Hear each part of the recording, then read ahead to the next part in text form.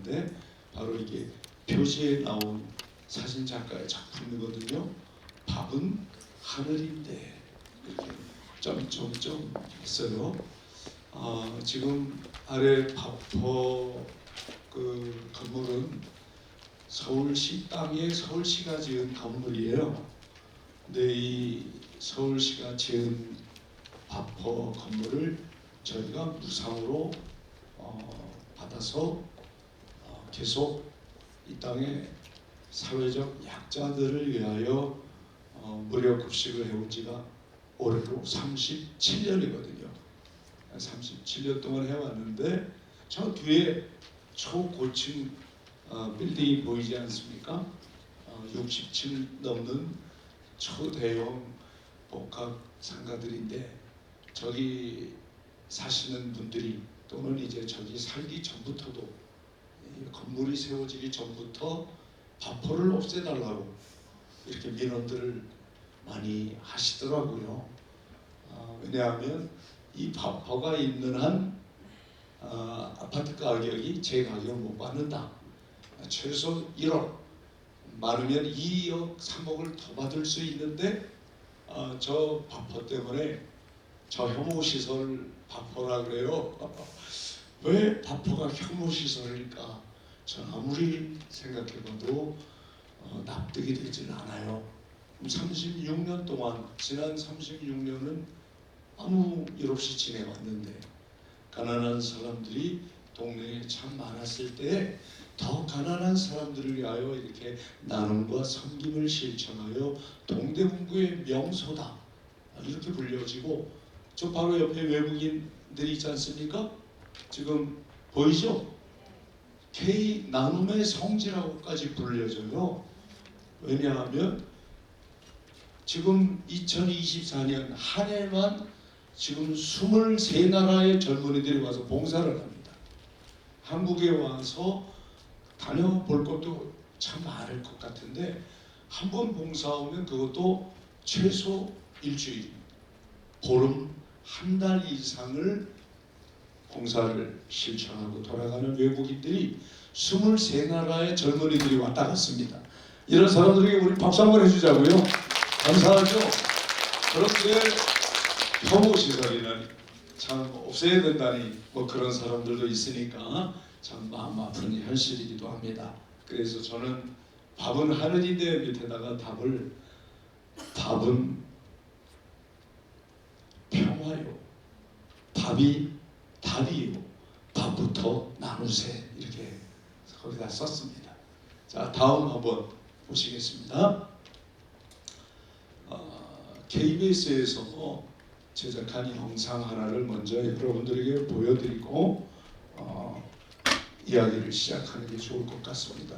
섬김과 나눔은 100번, 1000번 귀로 듣는 것보다 눈으로 한 번 더 보는 것이 훨씬 잘 전달이 되고 공감이 되니까 여러분들에게 그 현장 KBS가 만든 동영상 하나 보여드리겠습니다.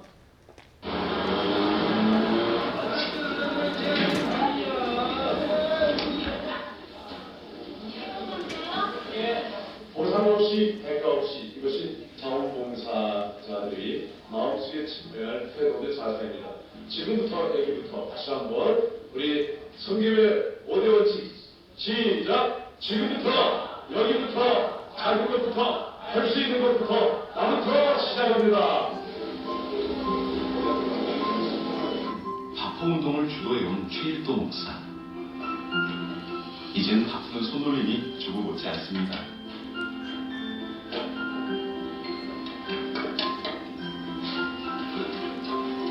자원봉사자들의 수도 많이 늘었습니다. 그만큼 점점 더 많은 사람들이 이 급식소를 이용한 것이지요. 도대체 왜 그는 이 일을 시작하게 된 것일까요? 독일 유학 준비를 하고 있었는데 88년도에 청량리 옆방이라면서 흥정로 할아버지 만나서 인생이 제 앞에서 쓰러져서 간질을 하시는데 지나가는 많은 사람들이 아이 할아버지 불쌍해서 어떡하냐, 근데 또 저절로 나또 것이다, 나는 그 유학을 가야 돼 이러고 그때 순천을 갔다 온 거예요. 경주전 열차를 타고 갔다가 돌아오는 시간에 저녁 시간이었는데 깜짝 놀랐어요. 왜냐하면 일을 마치면 내 눈앞에 쓰러졌던 할아버지가 밤에 그들이더라. 그때 그 할아버지들이 돌아선 것이 오늘날 바꿔가는 거야. 그때 할아버지 한 분에게 내가 해낼 수 있는 거 지금부터 하자. 여기부터 하자. 작은 것부터 내가 할 수 있는 것부터 나부터 시작하면 되는 것이. 그래서 이제 그분에게 할 수 있는 게 제가 라면밖에 끓이는 게 없었어요. 최일도 목사는 청량리 집창촌 인근에서 노숙자들과 함께 지내며 라면을 끓여 먹었습니다. 그리고 일주일 만에 그는 밥의 의미를 알게 되었답니다. 라면만 일주일을 먹은 일이 있었어요. 그랬더니 하늘이 노래지고 내 얼굴 색깔도 라면처럼 노래지는 거예요. 막 그 속에서 견딜 수가 없어서 받아들이질 않으니까 다 라면을 토하게 되었어요. 아내에게 전화를 했어요. 밥 먹고 싶다고. 밥이 그립다고. 그때 밥상에 앉아가지고 제가 깜짝 놀랐어요. 밥이 나를 보더니 빵긋 웃어요. 밥이 웃는다. 밥이 말을 걸어오더라. 주인님 어서 오셔요. 엄청 울었어. 그 밥상을 받아들고 처절하게 목놓아본다가 그때 결심한 게 그래 이분들에게도 밥을 해드리자. 20여 년 전 그는 밥통을 밀고 다니며 청량리 일대의 노숙자들을 위해 밥을 퍼날랐습니다.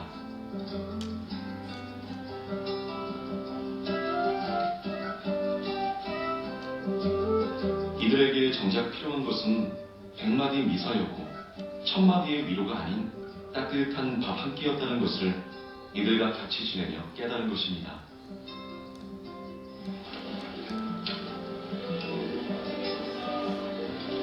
한 가지 달라진 점은 이용하는 사람들에게 동전 몇 푼이라도 받는다는 것. 감사합니다. 자존심 유지비는 저기 그것이 내는 겁니다. 감사합니다.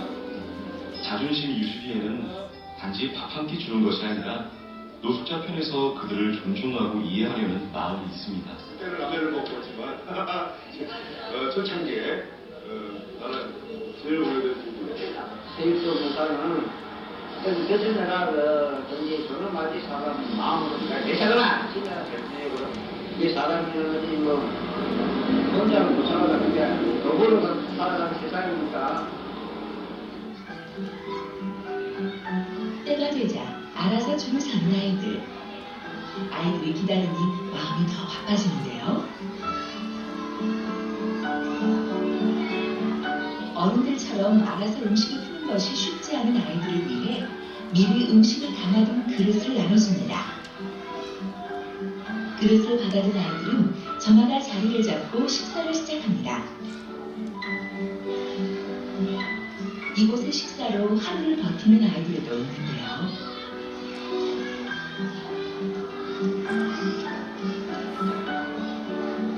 그러나 아무리 맛있는 음식이 나와도 매번 반 이상 남기는 아이들.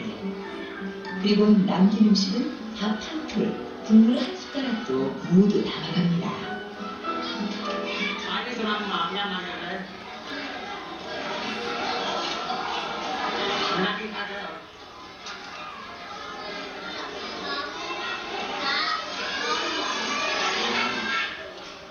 하루하루 끼니를 챙기는 것도 힘든 생활.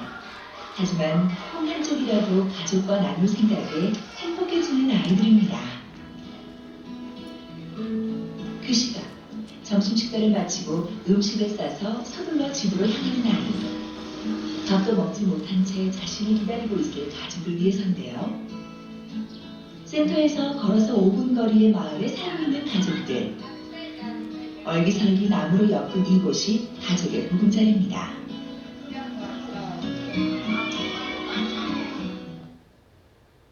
밥터 주방에서는 700명이 넘는 아이들을 위한 따뜻한 밥이 준비되고 있었습니다. 한국의 청량리 다일 공동체 그리고 캄보디아 다일 공동체 이어서 아프리카 탄자니아 다일 공동체를 보고 계십니다.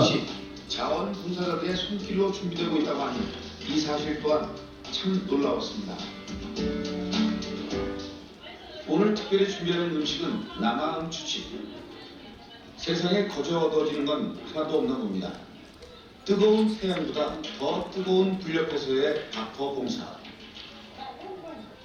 하지만 나는 이번 한 번이지만 누군가는 이 일을 매일 한다고 생각하니 힘들다는 말 대신 맛있겠다. 가만히 서 있는 중에 더운 날씨는 힘들지 않으세요? 맛있습니다. 애들이 이거 내가 보기도 굉장히 맛있게 보이는데 애들이 맛있게 먹을 생각을 하니까 뜨거운 게 시원하네.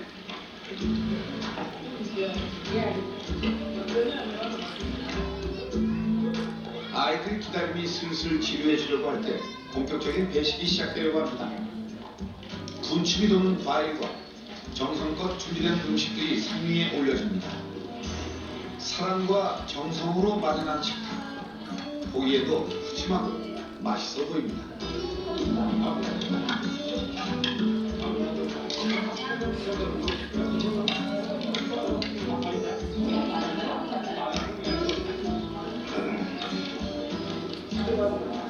시작하죠. 오랜 기다림 끝에 바퍼센터의 문이 열리고 드디어 아이들이 센터 안으로 들어옵니다. 이 밥 한 그릇을 먹겠다고 2시간, 멀게는 3시간, 4시간을 걸어서 와서 밥을 먹고 돌아가는 아이들도 있습니다. 손을 사용하지 않는 아프리카 특성상 손으로 밥을 먹어야 하는 아이들에게 손 씻기는 가장 중요한 위생교육이기도 합니다. 아이들과 눈높이를 맞추고 인사를 하며 나누는 밥. 감사의 인사를 서로 건네며 마음과 마음을 만나는 시간. 필도 목사는 밥은 하늘이라고, 밥심이 민심이라고 합니다.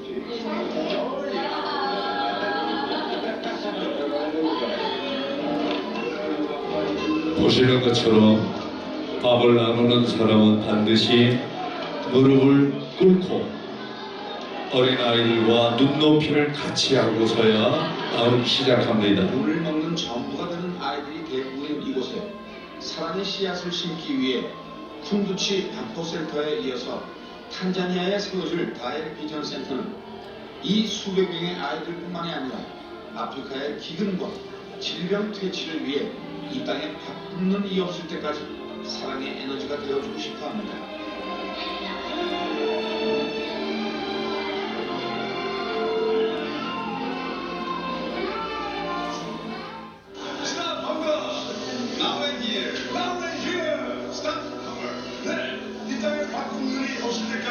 아프리카 대륙에 바꾸는 일이 없을 때까지 바꿔나는 계속될 것입니다.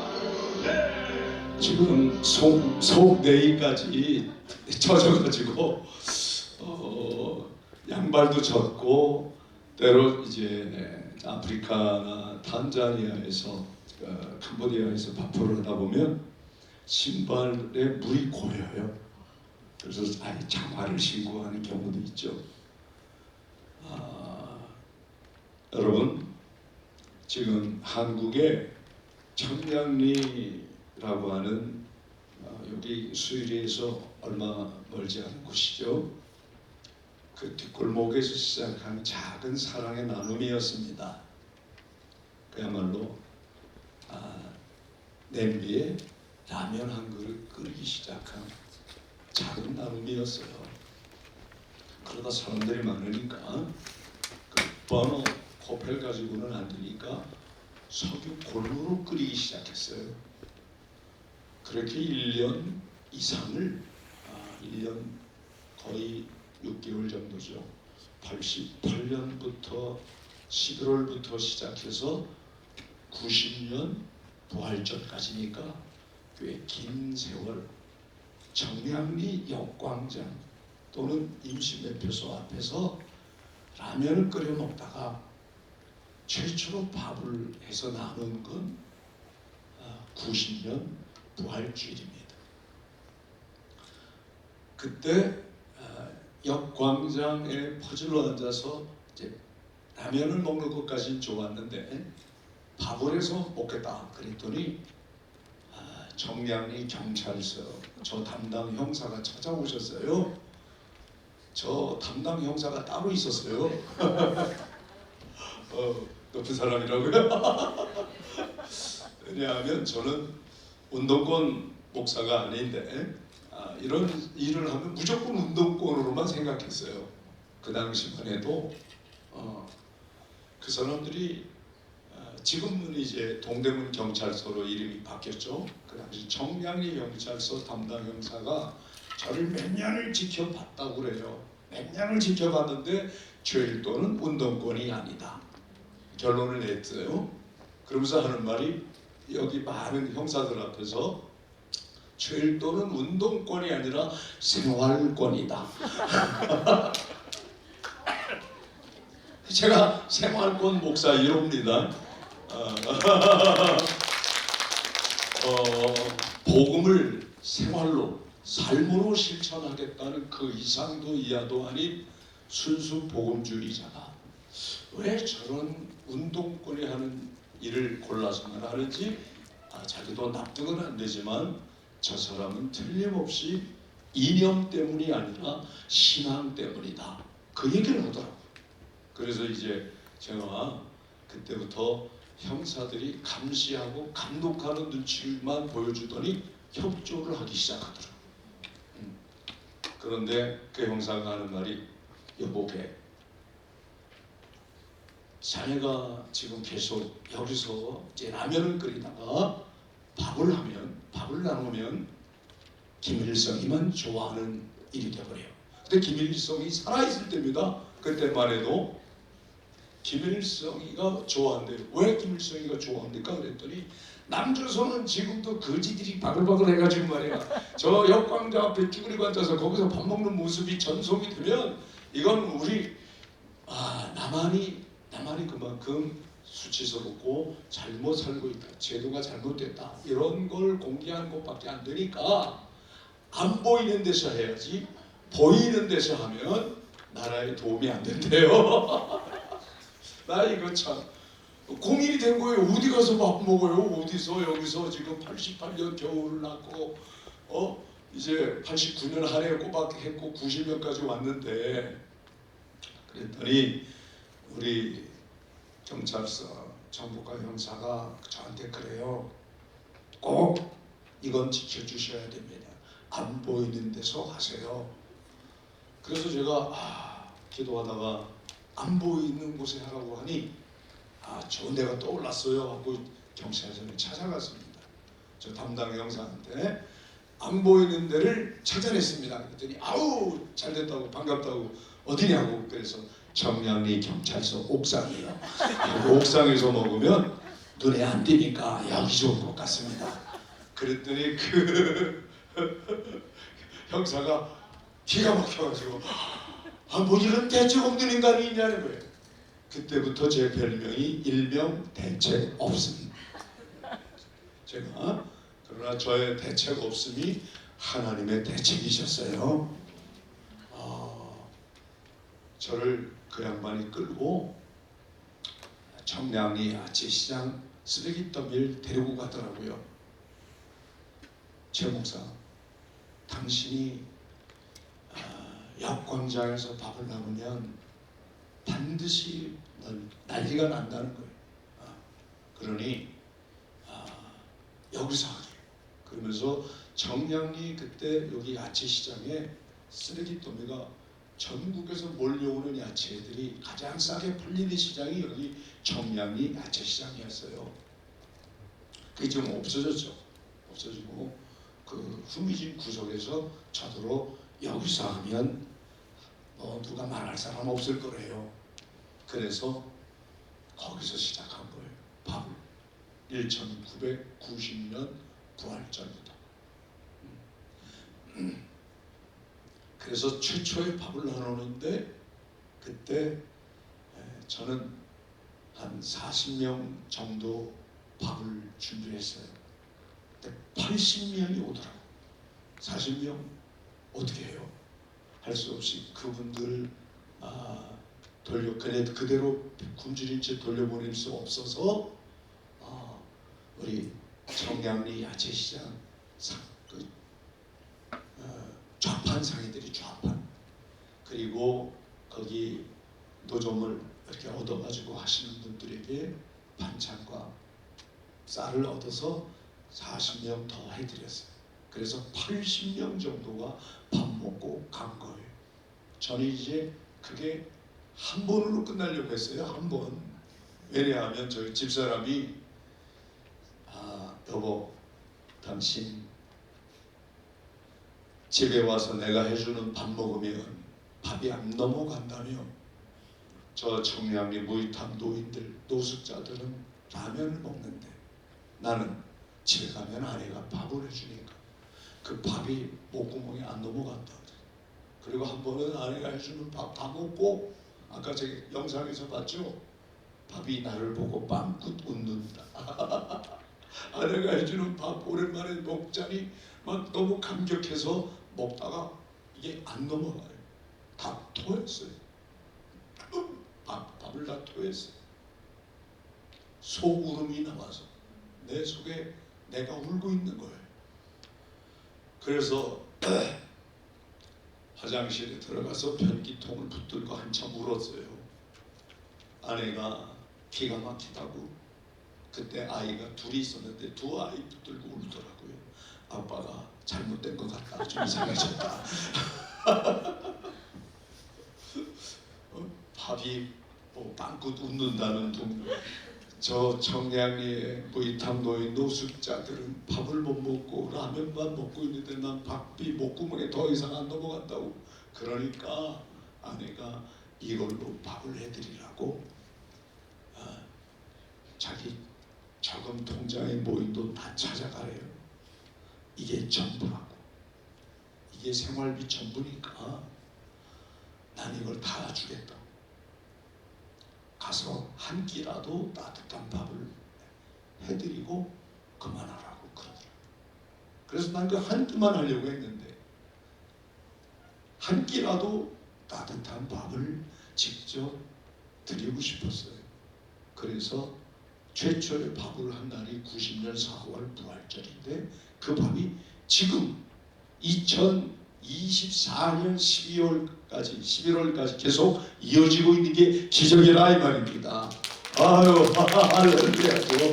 그죠? 그런데 이게 방금 전에 여러분의 영상으로 본 것처럼 한국에서 시작한 게 중국, 베트남, 캄보디아, 필리핀, 네팔, 아프리카의 탄자니아, 우간다, 이렇게 아시아, 아프리카까지 이어지고 남미의 과테말라까지 갔어요. 이걸 돕는 단체가 미국과 캐나다에도 생겼어요. 그래서 11나라에서 22개 분원에서 지금 무상으로 아무 보상 없이 대가 없이 뭘 바라지 않고 배고픈 사람은 누구나 나와서 밥을 먹는 밥버가 생긴 게 22개 분원이 있습니다. 이럴 때 왜 부하고요? 그 자원봉사자들에게 박수 한번 보여드립시다. 예, 저는 처음 시작만 했지 제가 하는 일이 아닌데 자원봉사자들이 이뤄낸 쾌거입니다. 섬김 그리고 나눔, 두 단어를 들으시면 여러분 어떤 생각이 드시나요? 지금 다음 화면 한번 보여주시겠어요? 자, 여기 섬김. 누군가가 발을 내밀었는데 저 신발 벗고 저 냄새 나는 발을 이마를 갖다 대고 눈물로 씻는 걸 저희는 섬김이라고 그래요. 세족식을 물로만 왜 씻습니까? 흐르는 냇가에서 또 수돗물 받아놓고 하는 게 아니라 정말 내 이마에서 흐르는 땀과 눈물이 이들을 씻는 거죠. 그래서 다일 공동체 가지고는 의무적으로 또 본인이 자원하는 마음이 없으면 못하죠. 저 어떻게 하겠어요? 그럴 때만 섬김이라고 이루어지는 거죠. 섬김. 저 지금 중앙에 청량리 쌍물다리 아래에서 따끈따끈한 밥, 그 지금 추운 겨울이다 보니까 모락모락 김이 피어나오는 모습 보이시죠? 예, 저 사진 한 장에 주는 메시지가 있잖아요. 지금 우리 무료 급식소 밥퍼가 이렇게 건물이 없을 때 저 쌍물다리 아래서만 딱 14년을 했습니다. 14년. 지금 만 6년이 지나고 37년이 되고요. 이제 저희가 12월 25일 날 37번째 거리에서 드리는 성탄 예배를 드리는데 36년 동안 14년이 방도 없이 방그냥 저렇게 밥 먹을 데가 없어서 길바닥에서 14년을 먹었어요.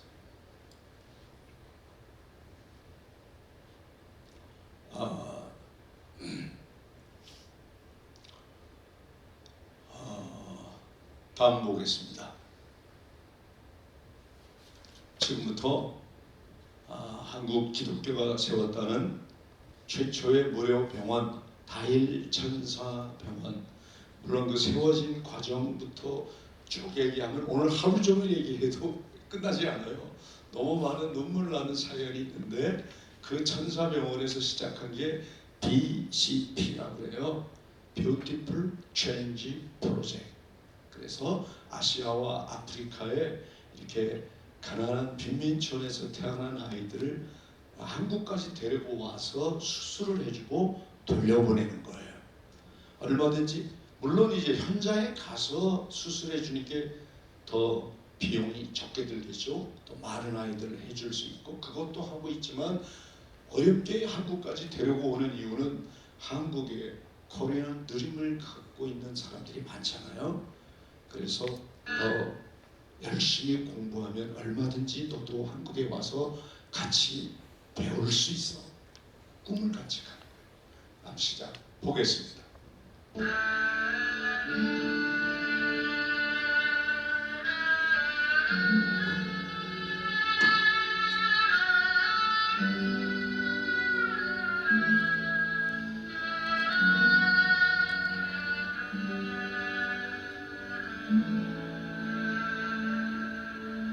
오직 주의 사랑에 매여 내 영 기뻐 노래합니다. 이 소망의 언덕 깊은 땅에서 주께 사랑 드립니다. 오직 주의 인재 아래 갇혀 내 영 기뻐 찬양합니다.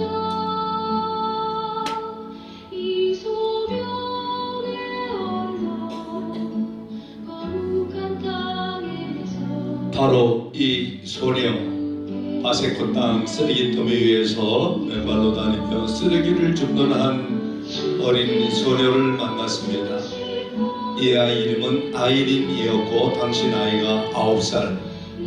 이 아이를 통해서 우리 다일 천사병원의 Beautiful Change Project BCP가 시작되었습니다. 아시아 빈민촌 어린이들의 아름다운 변화를 위하여.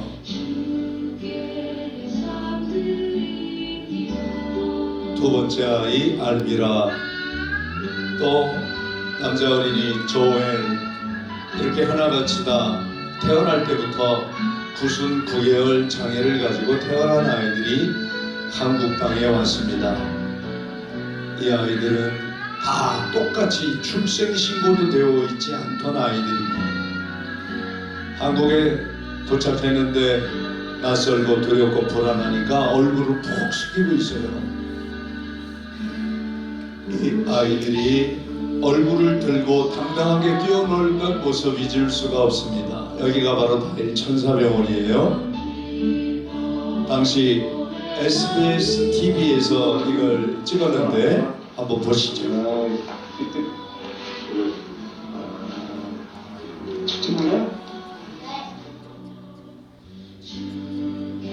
이 아이들은 태어나서 처음 입어보는 내복이고 잠옷이었어요. 수술날이 되면 항상 어린 아이들은 다 눈물을 주룩주룩 흘려요. 저렇게. 태어나자마자 이수 수술을 하든지 아니면 생후 3개월 수술에 수술하든지 그러는데 지금 경우는 벌써 3살, 8살 뭐 그러는데도 전혀 수술이 안 돼 있는 상태예요. 손질을 좀 제일 많이 수술해 주신 분이 서울대학교 치과대학 학장을 지낸 정필은 박사님 이 수술팀이에요. 이분들은 서울대병원 사람이 아니라 다 각기 생기는 병원이 달라요. 항상 수술은 밤에 이루어집니다. 퇴근 후 그리고 공휴일에 와보셔서 수술을 해주셨어요.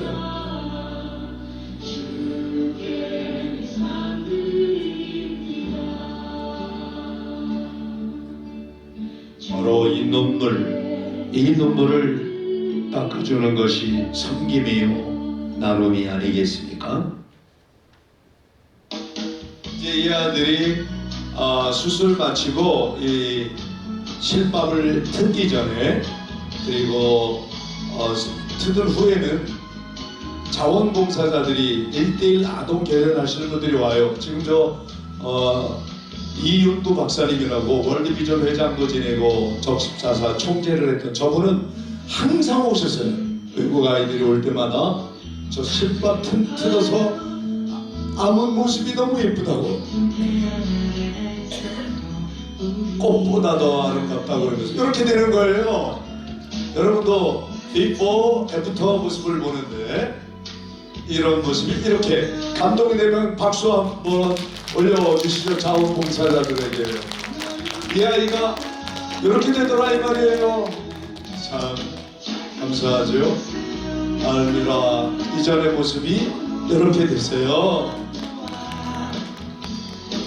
세상에 거울 보기 싫어하던 아이들이 이때부터 거울 공주가 되는 거예요. 하루 종일 거울만 봐요. 예쁘죠? 너무 귀여워요. SBS 촬영 감독이 목사님 쟤 좀 봐요. 화장실에서 안 나와요. 화장실에서 하루 종일 있는 거예요. 너무 좋아가지고 조엘 달라진 자기 자신의 모습을 보고 저렇게 좋아합니다. 이런 모습에서 이제 이렇게 됐으니까 저 아이는 치아 교정까지 하고 갔어요.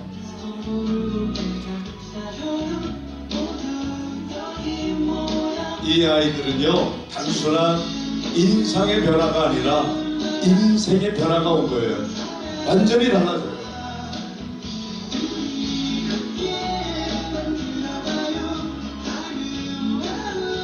수술 후 또 수술 회의가 다물기까지 한 달간 천사병원에 머물면서 자원봉사자들과 이 아이들을 고등학교 졸업할 때까지 학자금을 보내겠다는 1:1 아동 개련해 주시는 분이 만나는 거예요. 쓰레기더미에서 만난 김민천 소녀 아이린. 이 아이 때문에 DCP가 시작되었습니다. 아이린이 수술할 때는 그 옆에 할머니가 와서요. 친할머니인데 저 할머니 잊을 수가 없어요. 아이린 옆에 있는 애들은 캄보디아에서 온 아이들이에요.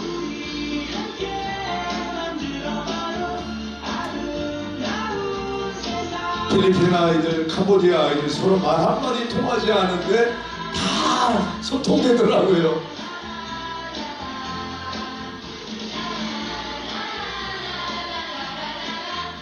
저렇게 알미라가 달라졌어요. 이번에는 KBS TV가 캄보디아 수상 빈민촌 떤내시안 호수까지 직접 찾아갔어요. 한번 만나보시겠습니다. 심장병 수술을 한 알지도 어린이입니다. 못하는 먼 곳에 가서 가슴에 칼을 댄다는 것은 동네 밖도 잘 나가지 않는 이 아이나 부모 모두에게 두려운 일이겠지요. 르네 병은 폐와 연결되는 심장 판막이 막힌 선천성 기형으로 판막을 뚫어주는 큰 수술이 필요한 상태였습니다. 워낙 큰 수술이어서 회복하는 데만 4달 넘게 걸렸지만 이젠 완전히 정상이 됐습니다.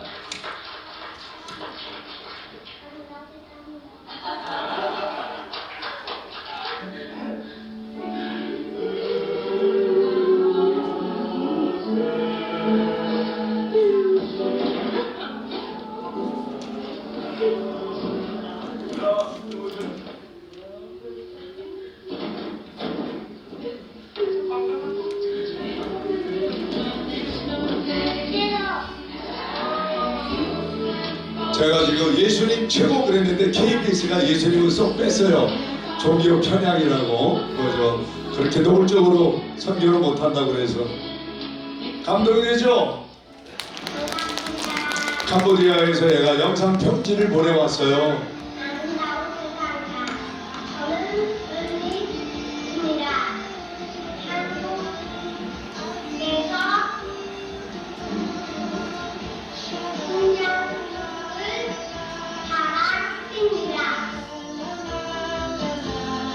이렇게 무슨 구개역뿐만 아니라 심장 수술, 척추 측만증 수술, 고난도 수술도 하고 있는데 하나같이 자원봉사자들이 십시일반으로 뜻과 마음과 하고 있습니다. 아시아, 아프리카 어린이를 위한 BCP 언제든지 누구든지 할 수 있습니다.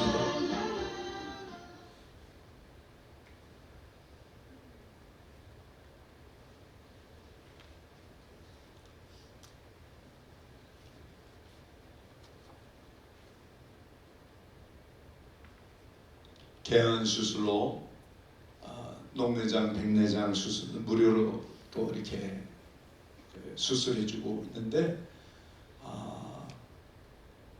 얼마 전에 캄보디아 국왕이 너무 감동했다고 다일 공동체 창립 20주년 때 필리핀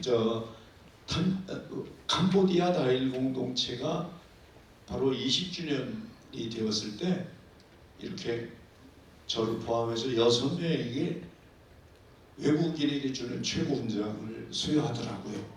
예, 그래서 저희가 거절하고 아니라 그랬는데도 너무 감동했다고. 그 다음 모습 보여주시죠. 예, 캄보디아 부총리가 국왕을 대신해서 훈장을 주면서 우리 캄보디아 에는 2군데 다일 공동체가 있어요. 수도 프놈펜에도 있고 아까 수상 빈민촌이 있는 돈네샵이 있는 시엠립이라는 도시가 있는데 그 시엠립에서 이제 이런 그 훈장 수여식을 하면서 저 부총리가 하는 말이 시엠립 도지사에게 도지사님 이런 다일 공동체 같은 NGO에게 도청의 방 하나를 주시래요. 그리고 당신들 혼자 못하면 이분들하고 함께 하세요. 그렇게까지 얘기를 하는 거예요. 이런 NGO들이 한 군데가 아니라 여러 군데에 많이 와서 활동하고 있는데 차라리 방 하나를 이분들에게 내어줘서 공무원이 못하면 같이 함께 하면 되지 않겠냐 얘기를 하더라고요. 참, 저 부총리입니다. 그 부총리가 국방부 장관을 지금 겸하고 있는데 저 사람이 오니까 장성 150명이 같이 따라오더라고요. 그래서 그 150명의 장성들 다 95%가 물론 다 열심한 불교 신자들이죠. 저 불교 신자들이 제가 목사한 거 다 알아요. 우리 기독교 NGO 온 거 아는데도 불구하고 이건 종교를 넘어서서 정말 너무 감사하다고 그러면서 이런 NGO 기독교 NGO도 이런 NGO라면 얼마든지 도우셔서 봉사해 주세요 그러는 거예요. 자, 이게 어떻게 가능했느냐? 입으로 말로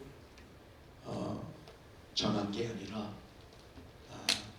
생활로 삶으로 전하면 타종교 신자들도 감동하더라 이 말입니다.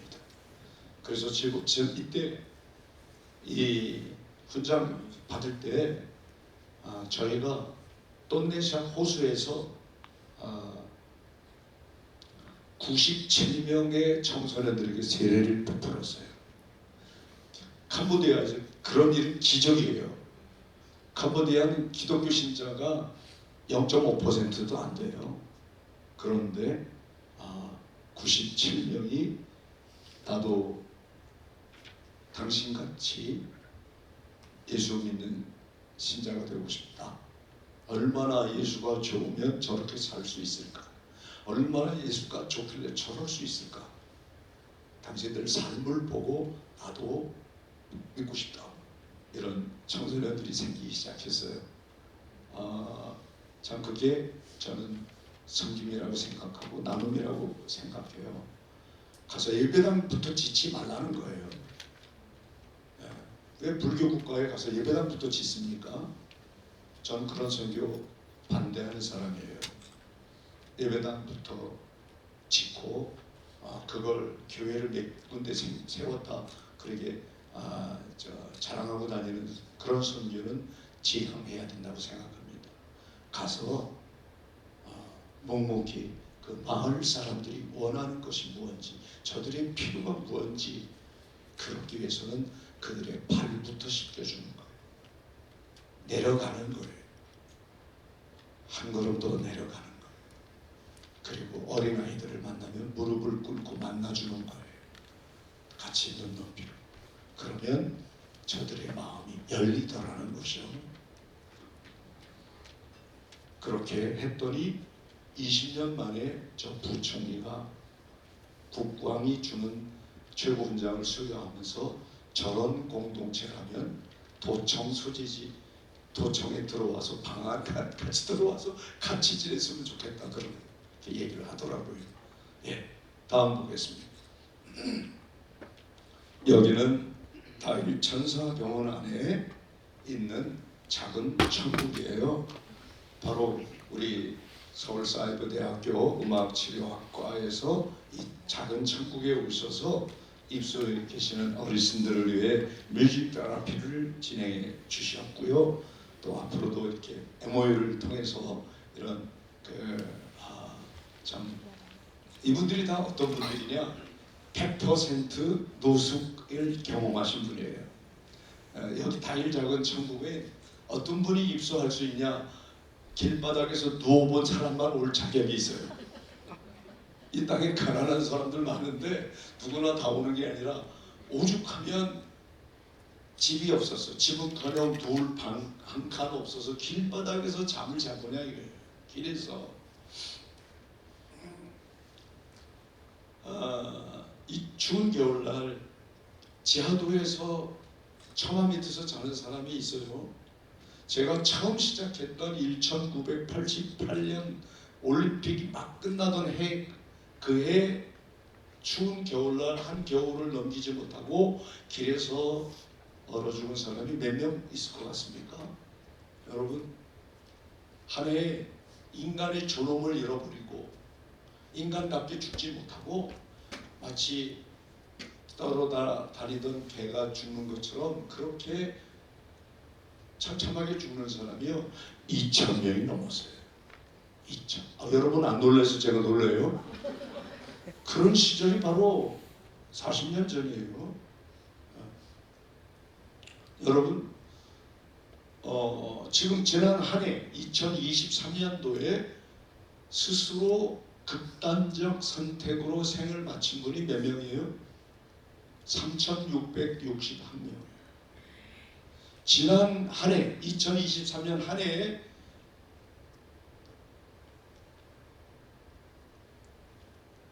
생을 마친, 자살로 죽은 사람이 15,000명이 넘었고, 방금 전에 제가 잘못 얘기했어요. 극단적 선택이 아니라 고독사, 아무도 돌보지 않은 채 어느 날 그 집 문 열어봤더니 죽어있어. 이런 죽음이, 고독사로 죽어간 죽음이 3,661명이고 자살로 죽은 사람이 15,000명이 넘어요. 자, 우리 대한민국의 수치입니다. 지금 대한민국이 원조받던 나라가 원조하는 나라가 되었고 이제 강대국 소리를 듣고 있는데 이건 우리들의 부끄러움이에요. 아무리 잘 먹고 잘 살면 뭐합니까? 그 마지막에 이렇게 죽어갈 수는 없잖아요. 그런데 자살률 지금 13년 동안 OECD 나라 중에 1위 13년간, 내년까지 그러면 14년째예요. 그리고 거기에 청소년 자살률이 너무 높아요. 저출산율 1위예요. 아이를 안 낳게. 자, 이게 우리 현실이에요. 그런데 이런 현실을 자꾸 강조하면 또 좀 사람들이 너무 슬퍼지니까 언론에서 이렇게 많이 노출하지 않는 것뿐이에요. 하지만 저희들은 그 사람들을 만나고 있어요. 고독사 위험에 빠진 사람.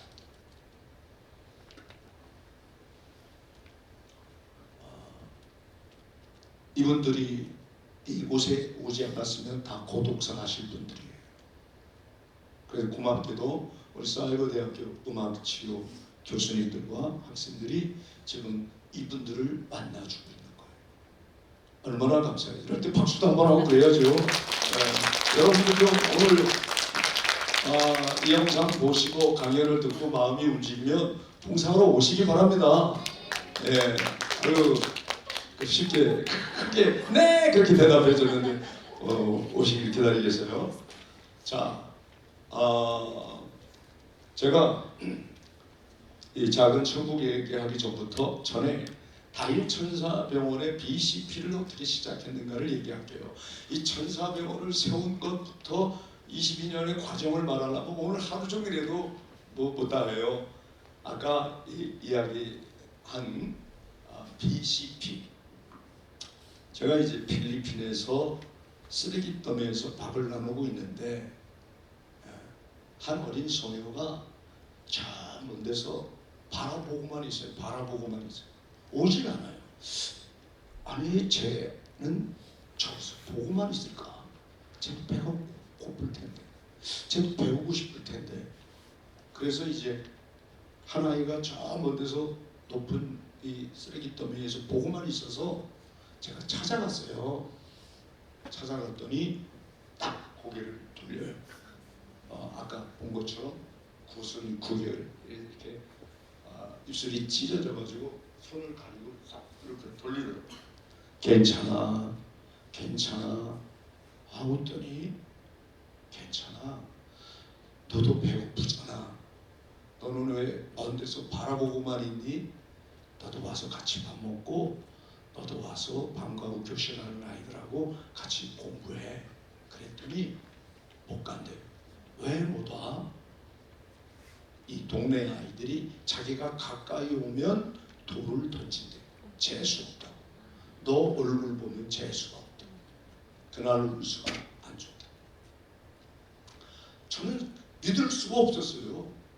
아니 무슨 소리야? 하고 정말 애를 데리고 갔더니 동네에서 몇 녀석이 재수 없다고 돌멩이를 딱 짚더라고. 쟤를 던지겠다. 오지 마라. 충격을 받았어요. 정말 충격받았어요. 저도 어릴 때 저는 영등포동 영중국민학교 나온 사람이에요. 제가 초등학교 다닐 때 저희 동급생 중에서도 이런 아이가 있었어요. 구슬구별 장애. 1학년 저학년 아이 가운데도 있었어요. 더 있었을 수도 있어요. 그때는 오전반, 오후반이 있었으니까. 콩나물 교실이죠. 한 교실에 80명 이상씩 그냥.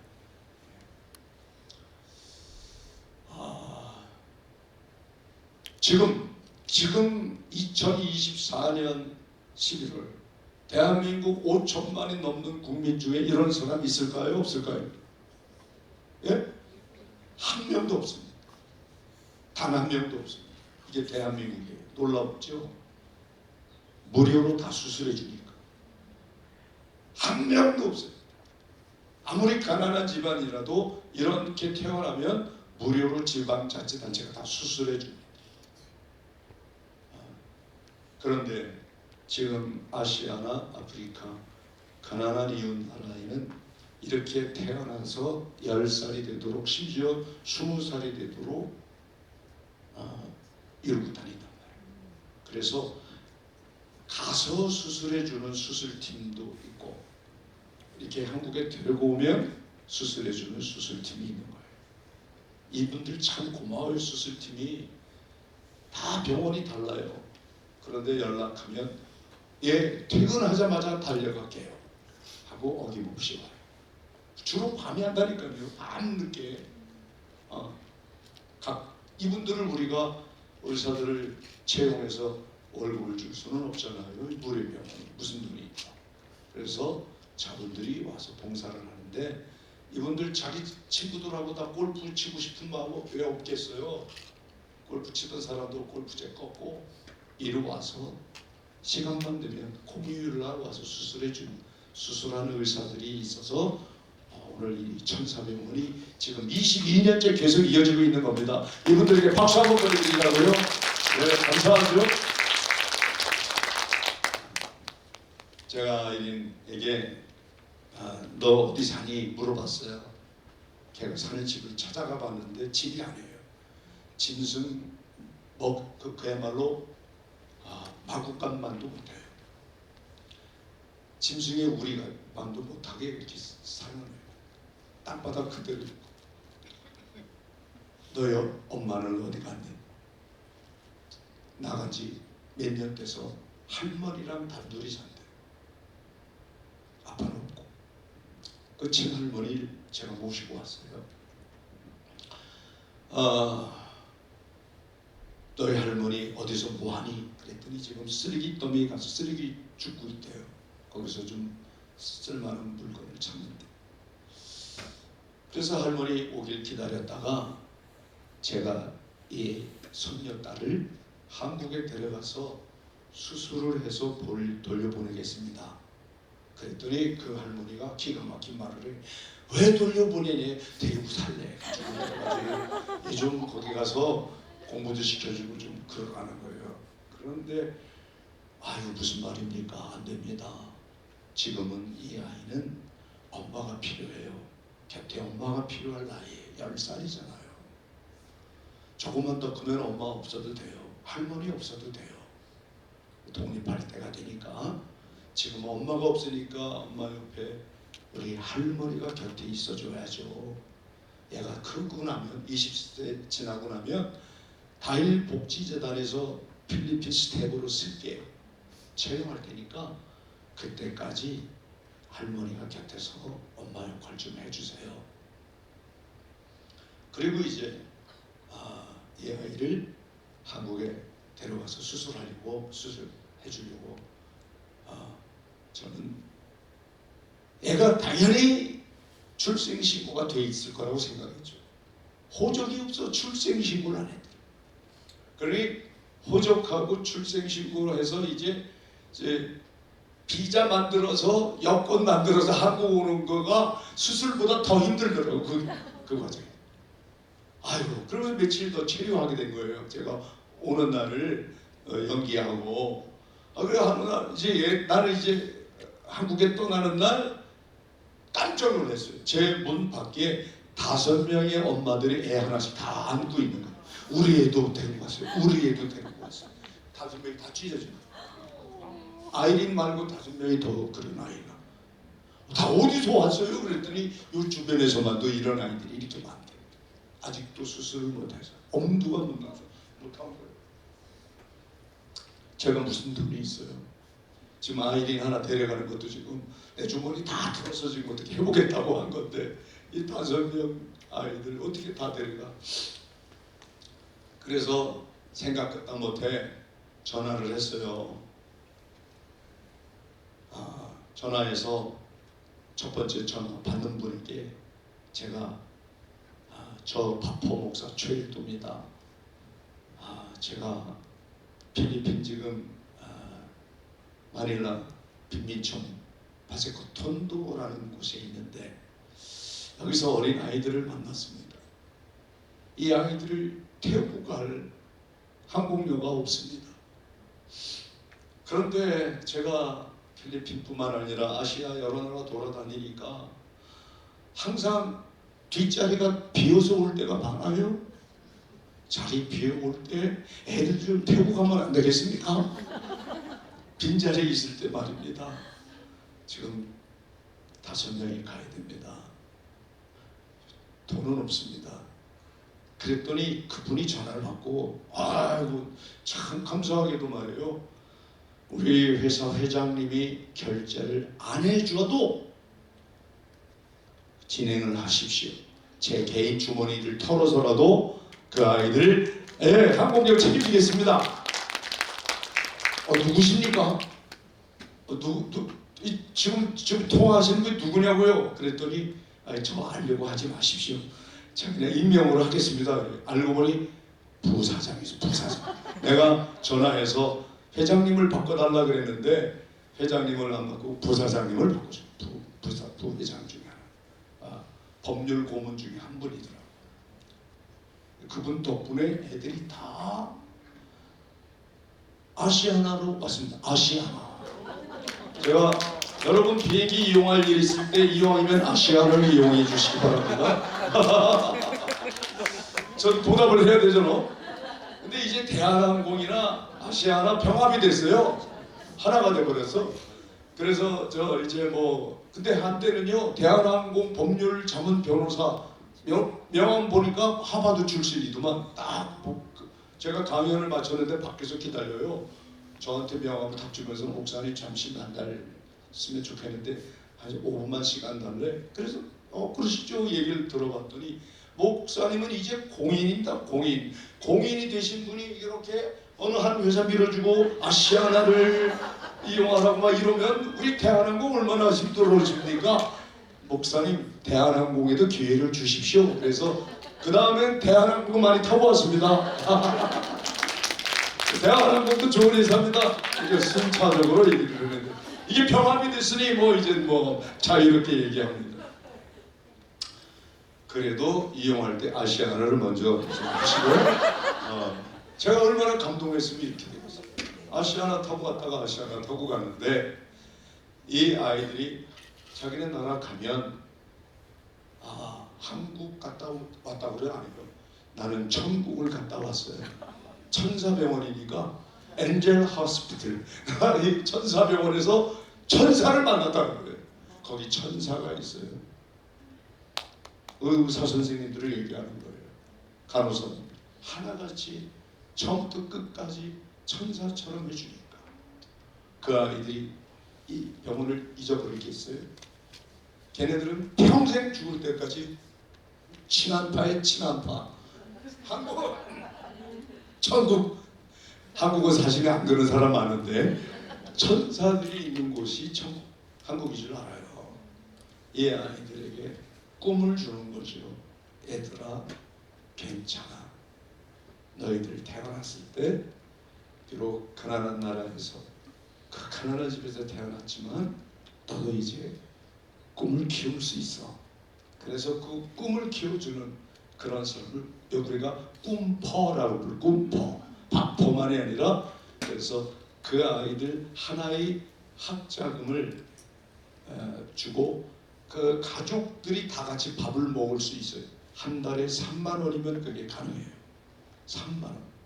그래서 밥퍼는 보통 만 원, 한 달에 2만 원 이렇게 후원하는 분들이 많지만 이 꿈퍼는 고등학교 졸업할 때까지 최소한 1년을 책임져야 돼. 한두 달 하다가 할 거면 하지 말라 그래요. 그 아이들이 한 학년 진급할 때마다 서로 서신을 주고받아요. 그런 아이들이 지금 2,150명이 넘습니다. 이제 3,000명이 되는 날이 곧 오리라 생각합니다. 여러분도 함께 해주시면 곧 3,000명이 됩니다. 감사합니다.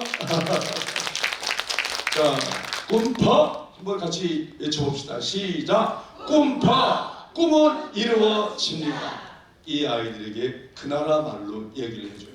꿈퍼 은도토이나 가밀리카 꿈퍼 하고 그 나라 지금 베트남, 캄보디아, 필리핀, 네팔, 탄자니아, 우간다마다 어린아이들이 꿈퍼를 외칩니다. 그래서 한국에서는 제가 파포 목사로 널리 알려져 있는데 외국에 가면 꿈퍼 목사로 알려져 있습니다. 꿈을 키워줘야 되죠. 그죠?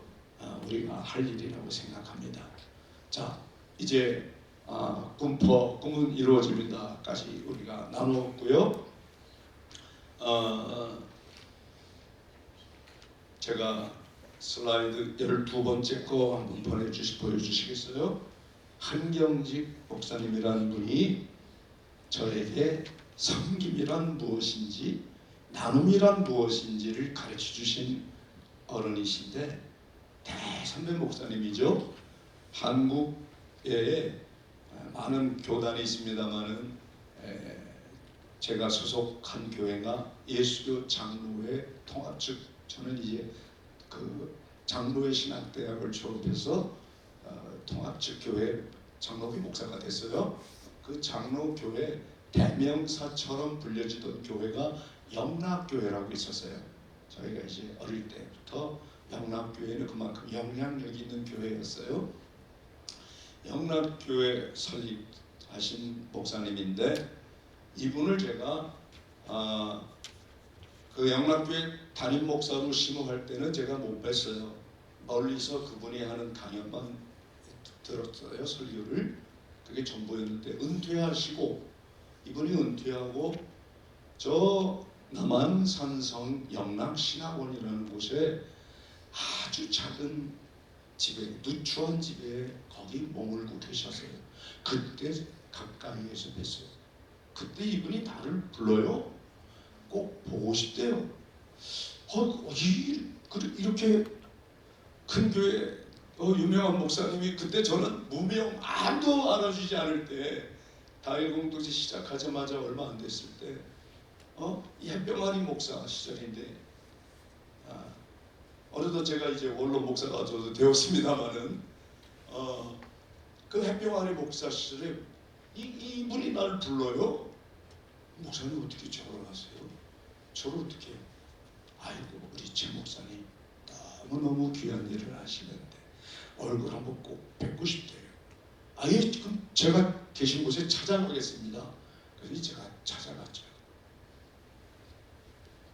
이분이 그때 저에게 해주신 말씀이, 최 목사님, 섬김이란, 나눔이란 사람들이 인정해 준다고, 칭찬해 준다고 그때 웃줄 가리면 섬김이 아닙니다. 나눔이 아닙니다. 그분이 평안도 사람이야요. 이 평안도 사투리가 아주 강한 분이야. 그러면서 하는 말이, 이분이 마태복음 20장에 있는 성경 말씀을 인용하시는 거예요. 인자가 온 것은, 예수님이 오신 것은 섬김을 받기 위하여 온 것이 아니라 도리어 섬기려 하고 자기 목숨을 많은 사람의 대성물로 주기 위하여 오셨다는 이 성경 구절을 먼저 읽어주시고, 그리고 하시는 말씀이, 섬김과 나눔은 남들이 칭찬한다고 상 준다고 이렇게 잘하신다고 떠올릴 때 그때마다 아닙니다 하시고 그래요. 아닙니다. 한번 여러분 오른손 한번 들어볼까? 그리고 왼쪽으로 제끼면서 아닙니다. 시작. 아닙니다. 한 번 더. 아닙니다. 이건 평안도 사투리로 해야 이게 확실히 실감이 나요. 아닙니다 가지고는 안 돼. 아닙니다. 그렇죠. 아닙니다 하시고 그래. 햇병아리 목사 시절 대선배님이 가르쳐 주신 섬김이란 무엇인가? 저는 평생 잊을 수 없어요. 아닙니다 하시고 해야 할 일을 했을 뿐 저는 무익한 종입니다. 이 겸손한 자세 없이는 섬김이 이루어지질 않는다는 거예요. 그러면서 남들이 칭찬하고 인정하고 상 준다 그럴 때, 아이고 이렇게 귀한 일을 하십니까? 어떻게 대단하십니다. 이럴 때마다 어떻게 하라고요? 아닙니다. 그거 36년 한 것밖에 없어요. 아닙니다. 그리고 그거로 끝난 게 아니라 딱 한마디 더 하셨어요. 뭐예요? 당연하디요. 저 이북 사투리로 당연하디요. 뭘 할 때 당연하디요 하냐면, 남들이 칭찬과 인정을 고사하고 비난할 때, 중상모략할 때, 가짜 뉴스 퍼나를 때, 또 심지어 박해할 때, 그럴 때마다 어떻게 하라고요? 당연하디요. 그럼 예수님도 옳은 일 하시고 고난받고 박해받으셨고 예수의 모든 제자들이 그렇게 옳은 일 하다가 박해받으셨는데 순교까지 하셨는데 목사님 누가 오해하거든 시기 질투하거든 그럴 때마다 그저 당연하디요 그럼 당연하디요 하시고 반드시 그런 사람 단체들이 일어날 겁니다. 제 목사님이 바른 섬김을 실천할수록 그런 사람은 더 많아집니다. 그럴 때마다 억울해요 너무 마음이 힘들어요 그러지 말고 어떻게 하라고요? 당연하게 딱 두 가르침 아닙니다. 당연하게. 저는 이분이 세운 고등학교를 예배당으로 만 10년을 사용했어요. 한경직 목사님이 많은 일을 하셨는데 그 중에 하나가 신설동에 대광고등학교를 설립하셨어요. 저는요 고등학교를 못 다녔어요. 검정고시 출신이에요.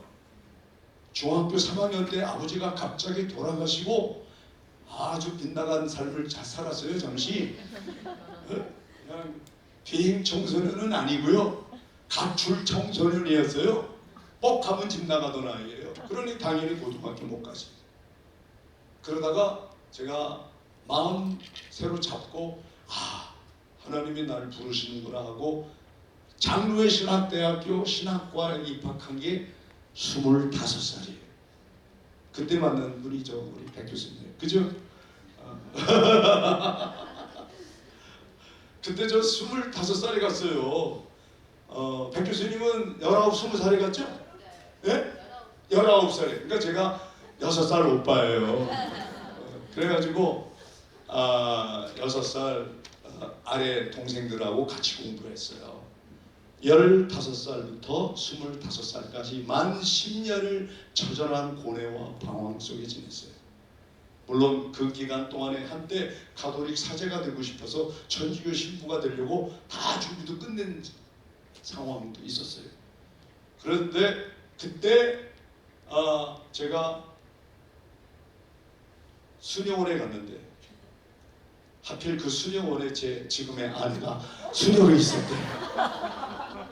신부가 되기는 고생하고 수녀를 데리고 나와가지고 목사 3호로 만들었어요. 제가 한 일 중에 그거 하나 제일 잘했다고 생각해요. 지금까지 계속 수녀원에 있었으면 70대 노수녀 할머니 홀로 외롭게 고독사는 안 하겠지만 고독하게 지내셨을 텐데 지금 굉장히 바쁘세요. 저하고 아직까지도 할 일이 너무 많아서 아주 제가 이 한경진 목사님 얘기하다가 빗나갔어요. 여기까지. 한경진 목사님께서 저에게 제 목사 다일 공동체 교회는 어떻게 예배당도 없이 사창가 한복판에서 다 쓰러져가는 한옥집에서 예배를 드리나. 대광고등학교 교실 한 칸은 그저 쓰라고 내가 하라고 했으니 가서 거기서 예배를 드리시게. 그래서 시청각실에서 예배 드리다가 사람들이 갑자기 얼마나 많이 몰려오는지 예배당 저 사창가 한복판에서는 사람이 올 수가 없잖아요. 어떻게 어린애들을 두고 사창가를 오겠어요. 근데 그때부터는 막 한 주에 50명씩 새신자가 오는 거예요. 이런 교회 난 성도가 되고 싶다. 이래가지고 교실 한 칸에서 하다가 중강당을 쳤어요. 중강당이 또 금방 꽉 차서 대강당에서 모였어요. 그래서 1000여 명 이상이 예배를 드리는 교회가 됐어요. 그래서 저는 이거 잘못하다가 대형 교회 되겠다. 대형 교회 되는 게 꿈이 아니라 이건 아니다 라고 생각을 했어요. 그래서 만 10년 만에 약속한 대로 10년 동안만 사용하고 나와서 교회는 저 경기도 덕소에 다일교회가 이사가고 공동체는 가평으로 이렇게 나누어서 따로따로 살기로 했어요. 저는 이제 공동체를 선택한 사람이니까 공동체를 통해서 지금도 해외 모든 빈민촌보다 다일 공동체 세우는 게 제 사명이지 교회를 뭐 수천 명 수만 명 키우는 게 제 사명 같지는 않아서 저는 사명대로 그렇게 삽니다. 한경진 목사님께서 저에게 대광고등학교 명예 졸업장을 주셨어요. 명예 졸업장. 그래서 저는 명예 신학 박사 학위도 있는데 그거보다 명예 고등학교 졸업장이 훨씬 더 감동이 너무 감동.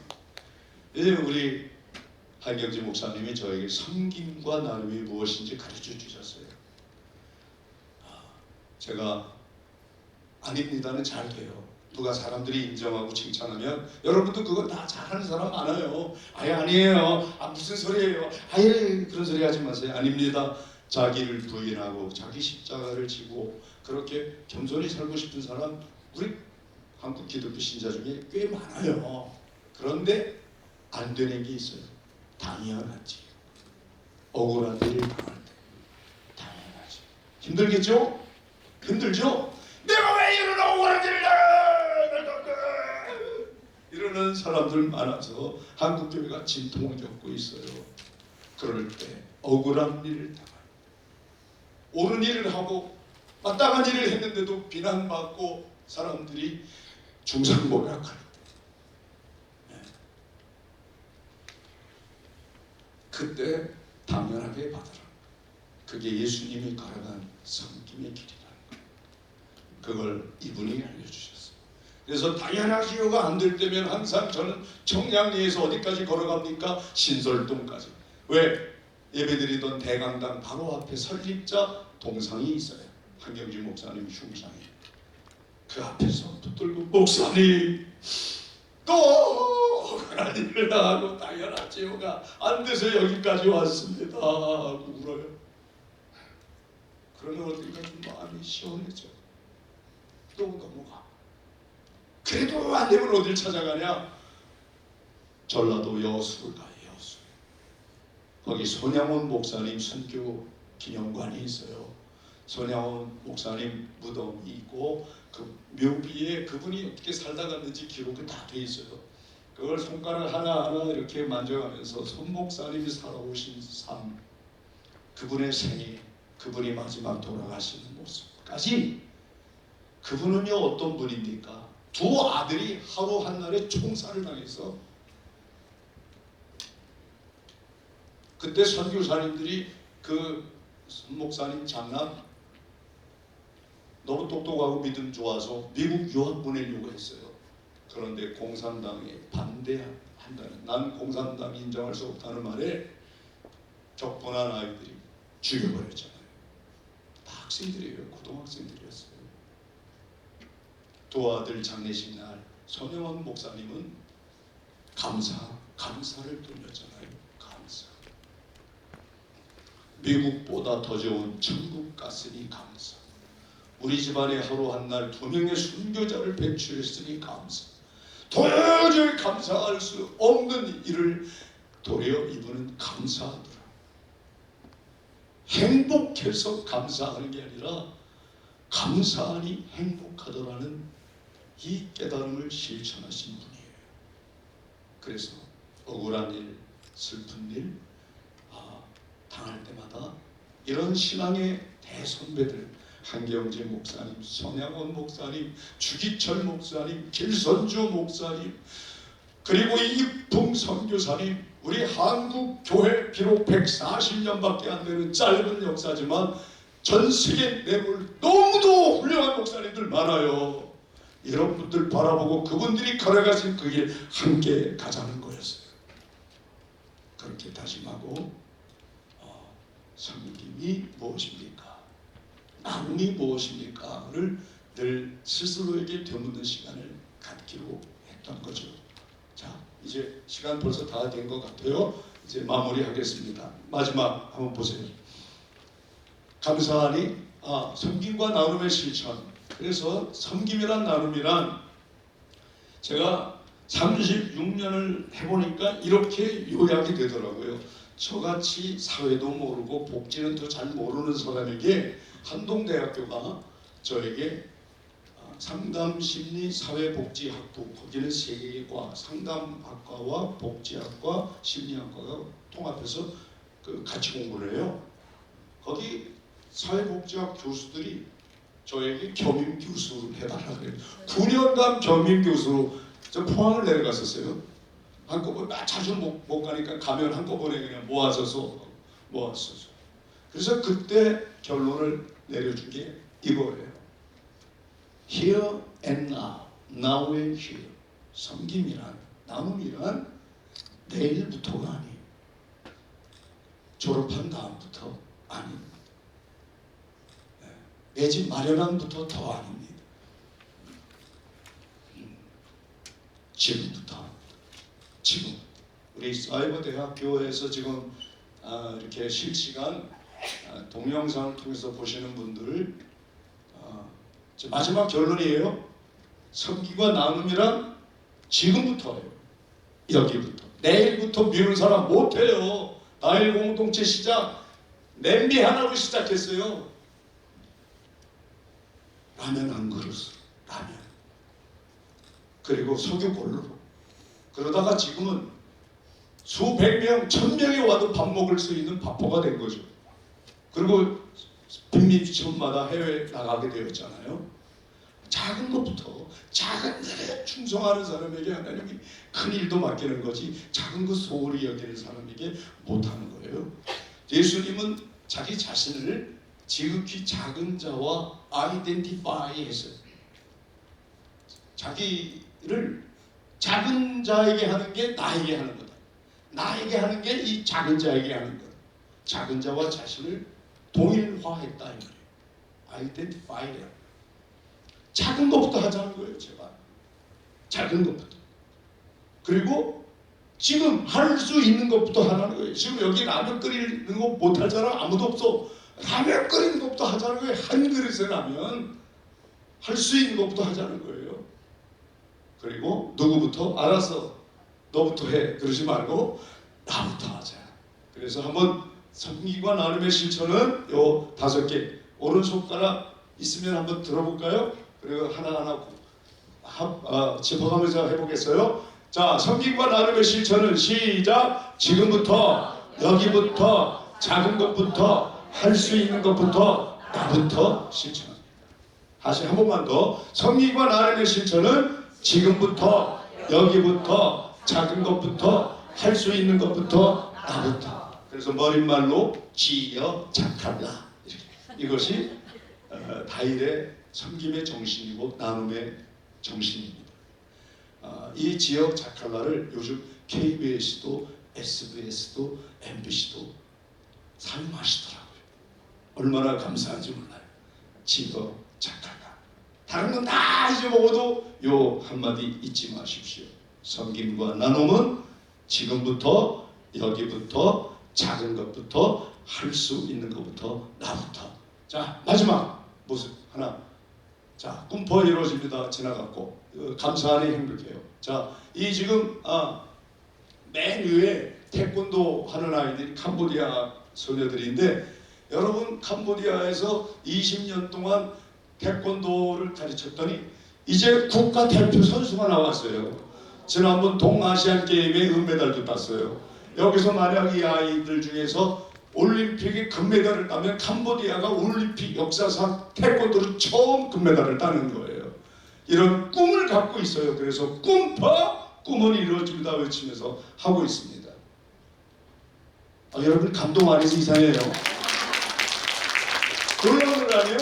여기는 네팔인데 네팔 아이들, 이 아이들이 지금 공부해서 대학을 가고 대학원을 다니는 게 상상도 못한 거예요. 초등학교 졸업 때 힘들었던 아이들인데 꿈을 간직하니까 되더라 이 말이죠. 이 아이들이 다니는 학교를 그래서 우리가 호프스쿨 그래요. 학교를 못 다니니까. 저처럼 고등학교 학교 못 다녔어요. 검정고시로 하는 것처럼 검정고시 과정을 거치는 거예요. 그래서 편입해서 대학도 다니고 참 석사 과정을 하는 아이들. 자, 우리 아프리카 탄자니아 어린아이, 우간다 아이들, 그리고 지금 우리 과테말라 어린이입니다. 어떻게 상상이나 했겠어요? 그런데 꿈은 이루어집니다. 어떻게 하면? 지금부터 하면, 여기부터, 작은 것부터, 할 수 있는 것부터, 나부터 실천하면 됩니다. 다음 보겠습니다. 자, 이 다큐 인사이트는 바로 한 달 됐나요? KBS TV가 여러분 혹시 다큐 인사이트라고 한 번이라도 보신 분 있죠? 나는 한국에 간다라고 하는 프로그램에 우리 캄보디아 시립대교에 있는 다일 기술 전문대학 대학까지 세웠어요. 청량리 뒷골목인데 2년제 대학이에요. 기술 전문대학에. 그게 배경으로 거기서 한국어과가 있고 오토바이 정비학과, 뷰티 미용학과, 그리고 물론 영어, 그리고 또 한 과가 있는 태권도 과를 이렇게 운영하고 있는데 이번에 그 다큐 인사이트에서 그 기술 전문 대학에서 한국어를 공부한 사람들이 한국에 와서 취업해서 1년간 일하고 가면 5년이나 길게는 10년을 먹고 살아요. 그 정도로 지금도 캄보디아는 한 달 열심히 일해봐야 똑똑이 같은 거 운전해봐야 30불을 못 벌어요. 교사 월급이 40불이니까 40불 한 달에 얼마나 참 힘들어요. 40불이래 400불 그러니까 50만 원이 안 돼요. 그래서 선생님들도 과외 공부를 가르쳐서 겨우 이제 아이들 먹여 살리고 그래요. 이 가난한 시골 마을에 이 사람들을 코리안 드림을 가지고 한국 땅에 오는 과정을 눈물겹게 그렸어요. 다큐멘터리 전공하시는 감독이신데 한번 여러분 시간 나면 보세요. 저는 이런 외국인들 우리가 하대하면 안 됩니다. 그들도 형제로 받아들여야 됩니다. 그리고 숙련된 노동자들이에요. 이분들 영주권 주고 본인들이 한국 국적 갖고 귀화하고 싶으면 받아들여야 됩니다. 그것이 더불어 함께 살아가는 대한민국의 미래의 모습입니다. 지금 인구 절벽 시대 그리고 이렇게 지금 대한민국 그래도 코리안 드림을 가지고 오는 젊은이들에게 왜 우리가 자꾸 이런저런 이유로 내쫓을 생각만 합니까? 저는 더불어 함께 살아야 된다고 생각합니다. 다음, 자, 마지막 이 감사대. 자, 그리고 이 3.1체 다일이 뭐냐? 다일 공동체 뜻이 다시 한번 일어서기, 맨 앞에 다시 한번의 다 일어서기의 일이에요. 그리고 다양성 안에서 일치, 다양성을 존중하고 일치 안에 다양성 안에 일치를 존중한다. 그 뜻의 다 일이에요. 그래서 다 일은 어떻게 쓰든지 외국인도 차별하지 말자는 거예요. 지금 다일 공동체 안에 지금 저 가평에 6개국 사람이 살아요. 6개국. 6나라 사람들이 같이 살아요. 한국 사람만 사는 게 아니라 6나라가 같이 사는데 6나라 사람들에게 제일 처음 하는 첫 마디가 뭔지 아세요? 우리 공동체 안에는 외국인이 없습니다. 천국에 외국인이 있겠어요? 천국에. 그럼 거기 천국 아니에요. 난 그런 천국 가고 싶지 않다. 천국에서도 차별이 있겠어요? 천국에서 줄서기 하라고 하겠어요? 힘겨루기, 패가르기, 키재기, 물건 뜯고 싸우고 싸움이 일어나겠어요? 그건 천국이 아니죠. 천국에 외국인이 없는 것처럼 외국에서 태어난 사람은 있습니다. 그러나 우리 함께 형제로 삽시다. 그래서 같이 형제 자매로 살고 있고 그 외국인도 정회원 자격이 주어집니다. 그래서 외국에 벌써 우리 정회원들이 여러 사람이 있습니다. 그들도 언젠가는 다일 천사병원 병원장이 될 수 있고 다일 복지재단 이사장이 될 수 있는 거예요. 꼭 한국 사람만 대표를 하고 책임자가 되라는 법이 없다는 것이에요. 그래서 다양성 안에 일치입니다. 일치 안에 다양성. 존중해 주자는 거죠. 다른 피부색도, 다른 언어와 다른 문화를 갖고 살았습니다. 우린 하나님 사랑 안에서 한 형제로 자매로 살 수 있다는 거죠. 그리고 노숙자처럼 모이탑 노인, 외롭게 고독사 위험에 직면해 있는 사람들 다시 한번 일어섭시다. 다시 한 번에 다 일어서기. 이 다이어트의 정신으로 섬기고 나는 실천하는 사이버대학 온 가족이 되기를 바랍니다. 감사합니다.